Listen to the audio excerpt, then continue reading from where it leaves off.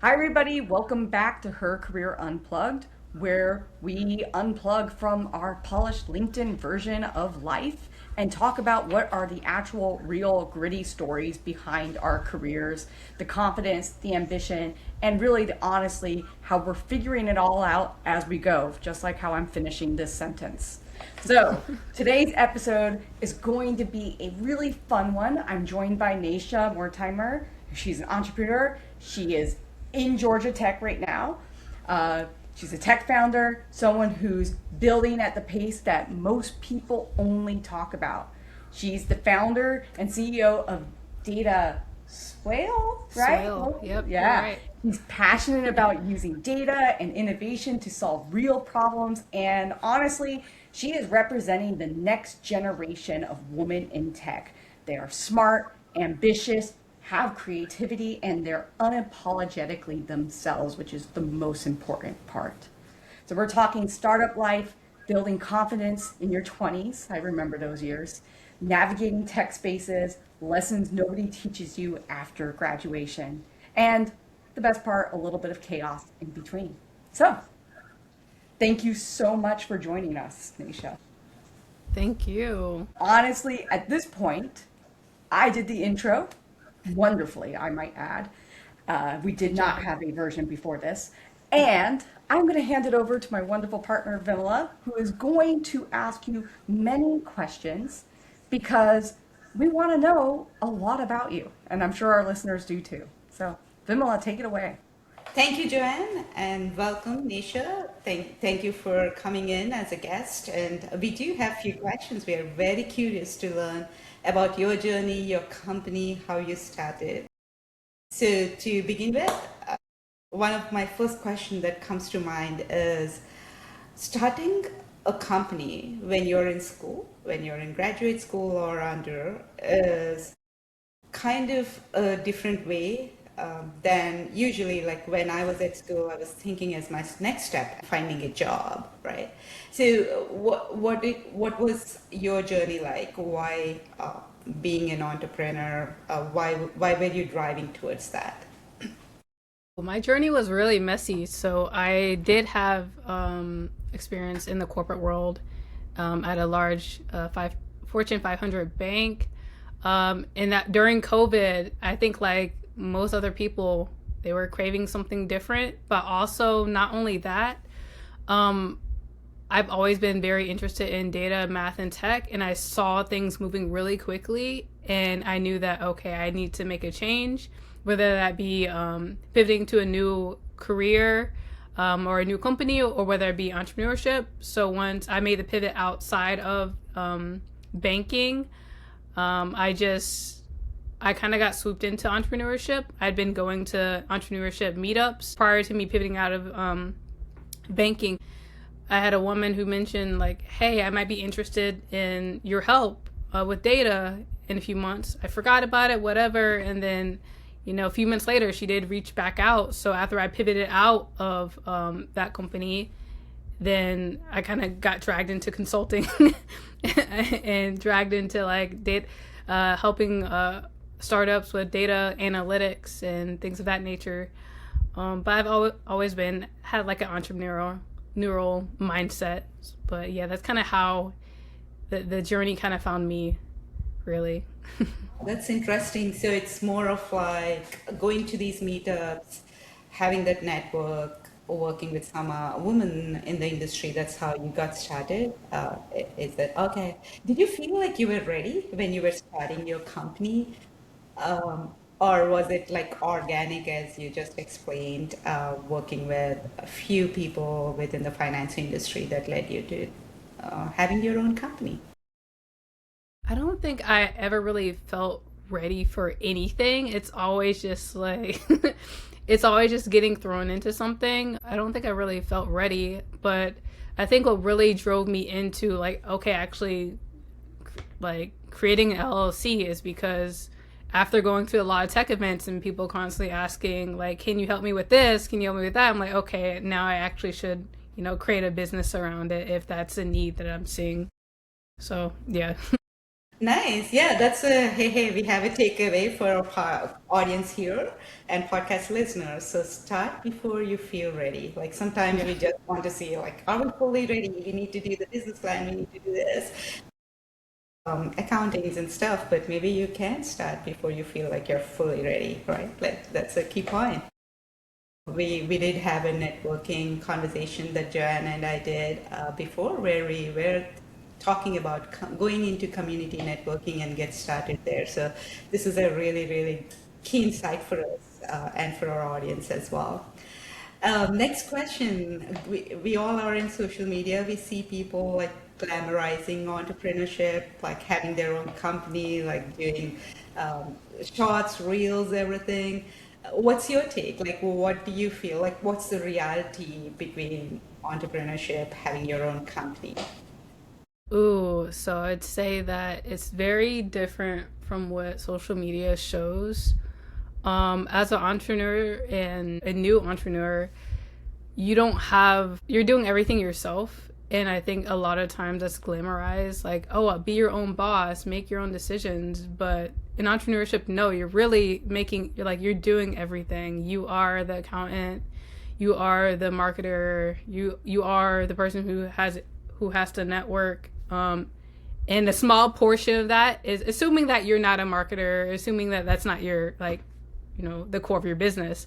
Like a small portion of your actual business is what you really like to do. So that's something that I don't think social media shows often enough, and everything else can be a bit glamorized. Yeah, I love that point because you have to do all the stuff you don't like, along with the thing that you loved, but it becomes a small fraction. Do you feel that it's a little bit lonely in some ways? Ooh, so I guess starting out, it can be a bit lonely, but I'd say that entrepreneurship, I think social media shows that, as an entrepreneur, you are that one person with that special talent and you're making it by yourself. And in reality, it's not the case at all. You absolutely need a support system. Even though you might not have a team yet, you need that support system. You need mentors, you need friends, you need peers who are going through the same journey as you're going through, and you're not doing it alone. So in certain aspects, it can be lonely because people don't understand the struggle. People who aren't in entrepreneurship, they don't understand the struggle. But outside of that, if you have people who understand the struggle, who are going through the struggle with you, it's a bit less lonely. Yeah, I like you spoke like a true data person on like the small part being the passion or whatever is driving you, and the bigger part is all those segments. And also curious on what you said, like what's your village, how does your village look like? What's your support system? For especially in terms of our listeners, if they're trying to build something new, what would their support system would look like? Where would they go, talk to people, or whatever you're doing? I definitely lucked out with this one because I started off in corporate. And during COVID, I really like stepped out of my comfort zone, and I started going to a lot of different panel discussions and like online employee resource group meetings and things of that nature, and just showing my interest in people who were excelling in the corporate space, and just like connecting with them. Those people end up being my mentors, my sponsors, and still to today, like I still have them in my circle, people who I can just genuinely talk to and who genuinely care and support me from not only like the career aspect, but just as a person who genuinely cares. So that's how I found some of my mentors and sponsors that I kept with me from corporate, but also how I found additional peers was going to community events, community tech events, not only online, but also very much in person. Finding people who look like me, who have similar experiences, who have different experiences, different backgrounds, skill sets, and just like really trying to connect with people other than like, let me network to get their LinkedIn, but like people who like genuinely having those connections. And that has helped me with my journey. And that's what I consistently do. So not only do I have those people right now, but I'm constantly going to community events and building that network of genuine people that where we can support each other. That actually, that's a great point, even for whoever is starting new and want to get into this space.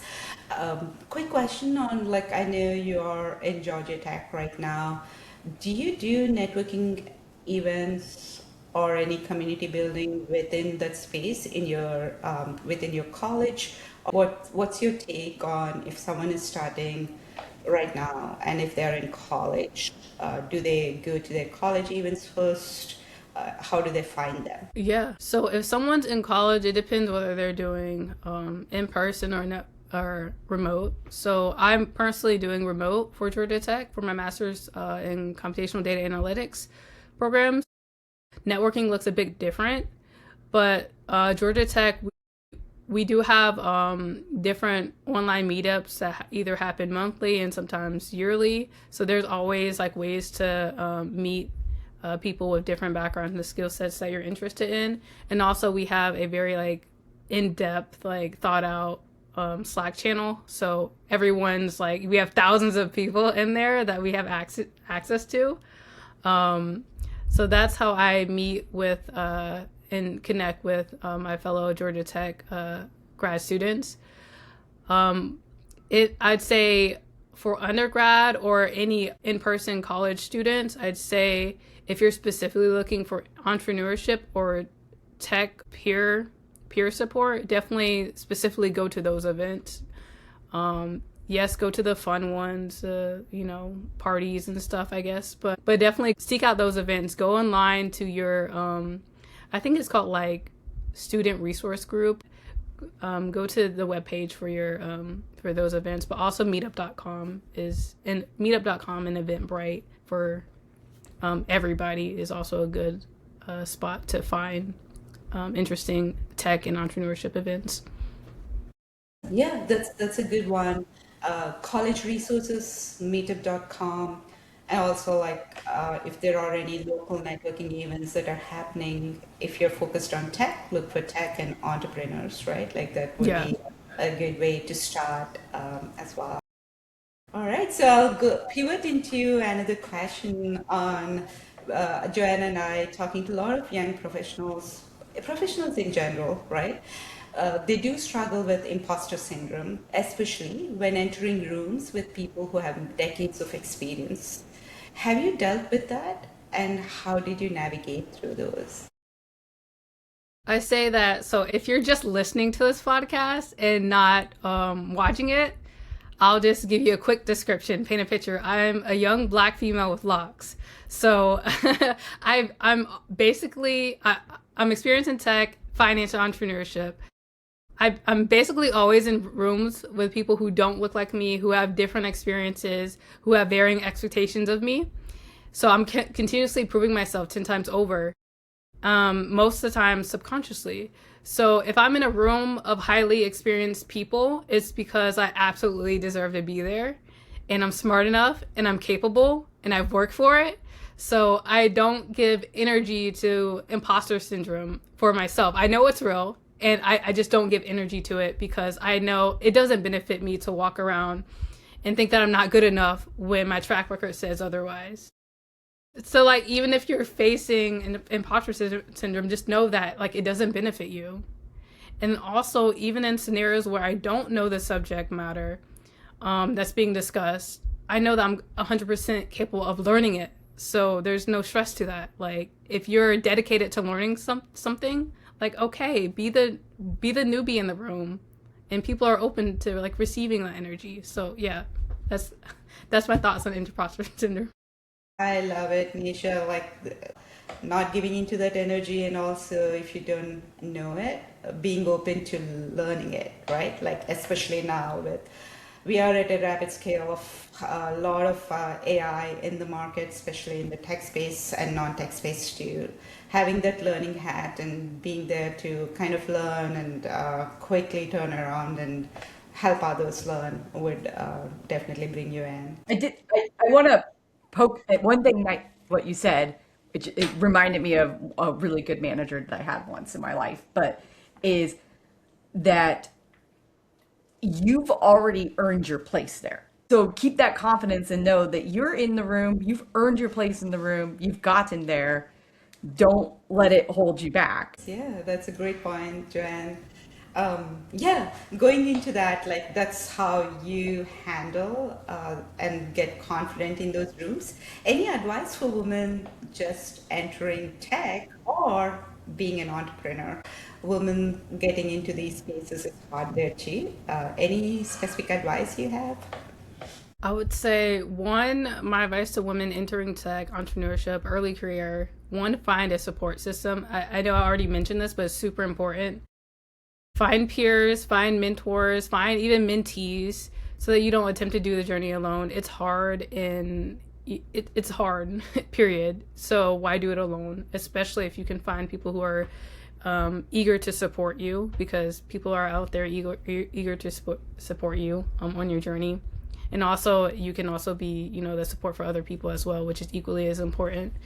But two, my advice would be just show up. Like, go to that event that you're interested in, that you don't know anything about. Reach out to that person who you feel is out of your league. Start that project, and each day you have the power to essentially build out your own journey. Like, for me, I think about, like, I constantly think about, like, there's a big flywheel in the back of my head or something like that. And it's slowly turning and turning. And it gets faster within time. And by showing up, eventually the right people and the right opportunities come into my life, and more and more of those opportunities and those people gravitate toward me, and my flywheel speeds up faster and faster and faster. So that's kind of how I approach it. Just first, you just got to show up. You don't have to be great at something. You don't have to even know about the subject. Just show up. That's honestly half the battle, which I think some people are just scared to do. That's amazing. I love the visualization of the flywheel and how we can get supporters, mentors as we get them. We can kind of speed up the journey. Great visualization. All right, I'm going to go into the last question before we have rapid fire. You spoke a lot about community building, showing up, going into these events. I know that takes a lot of time and energy. You have your own company, you're studying, you need to balance out like your personal time, but going into these meetups. How do you avoid burnout and also stay grounded while chasing goals, right? Like, how do you do that? Good question. That's something that I might need your help on. Um, so that's something I'm actively working on. I would say one, having an agenda and keeping track of my priorities, but not just career wise. I'm making sure that I'm intentional about social. I actually draw a triangle on my agenda. So it's like social, health, and career or accomplishments.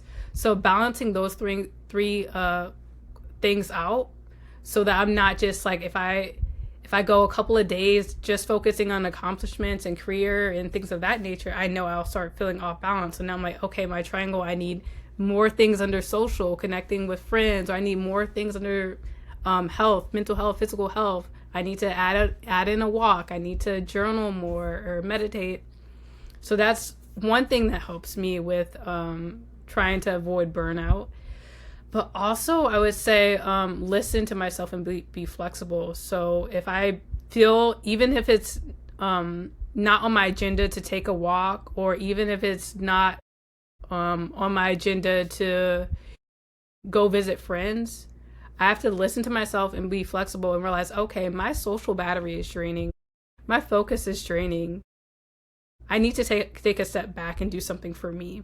So even if it's not on my agenda, this weekend I'm doing this because I need to keep myself, grounded and I no longer completely just grit through situations, because it doesn't help me in the long term. So that's how I attempt to like avoid burnout and stay grounded while being super ambitious. I love the flywheel.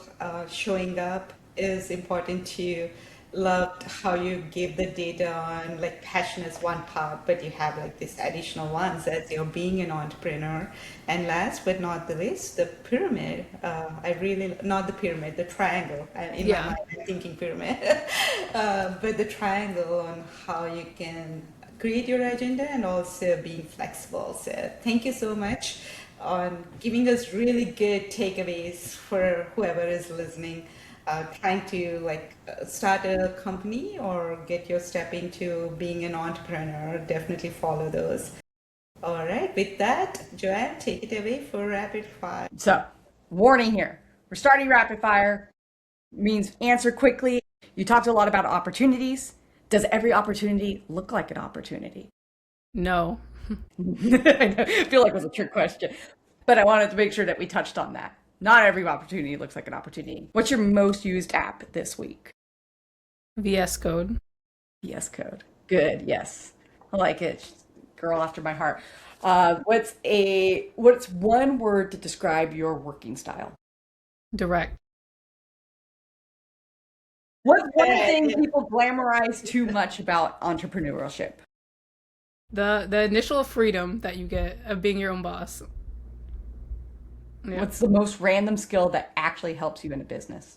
Knowing how to intro people, like getting to know people's interests and or needs, and introducing them to someone else or introducing them to a resource to help them.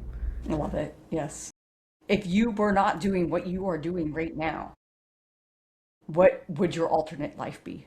Ooh, I'd be some sort of like sustainable agricultural community developer. Like instead of like a regular community developer, it'd just be like sustainable communities, food forest, gardening, rainwater catchment, the whole hippie life. Most underrated career skill. Genuine relationship building, I'd say. Yeah. All right. Coffee, tea, or energy drinks? D, juice, homemade juice. Oh, I don't like coffee or tea really, but yeah, homemade juice. You're a juice girl. Okay. All right. One last question. What's one thing you wish more young women believed about themselves? Ooh, that they're capable. Like you have the power to do anything you truly desire. So if you truly desire it, it's going to happen. Just you have to become in order to be. So you're capable of doing anything. Yeah. This was such a fun conversation. yeah. I'm going to be honest with you. I think you just got a new fangirl. Nice. Everything you said like hit right into my soul, so I loved it. And I love how just you are. And I think that's really important and ambitious and something I hope everybody else understands that you don't have to be anybody. You just have to be yourself. And it's great. So I think a lot of listeners will really appreciate your point of view. And I honestly can't wait to see what you're going to do. Me either. I'm excited Yeah, too. definitely looking forward to everything that you're going to accomplish for sure. And plus one on everything Joanne said. But with you. that, I think we are wrapping up the conversation, and I want to thank everybody that has listened so far. I hope you understand there's a lot of things that have been added to your playbook, but most of all, know that you earned your space in the room. Natesha, you created this triangle to fill your important buckets, and everybody's going to have a different way, and maybe the triangle is not going to be that perfect equal triangle, right? Depending on what you like. But it is important to fill all your needs and understand that your needs do fluctuate, and that's okay too. We are human, which is something that I was making fun about myself before we started this podcast because I totally screwed up in the beginning because I am human, and to make mistakes is human. So thank you all so much for listening. And remember, stay curious, stay bold, and stay unplugged. Thank you.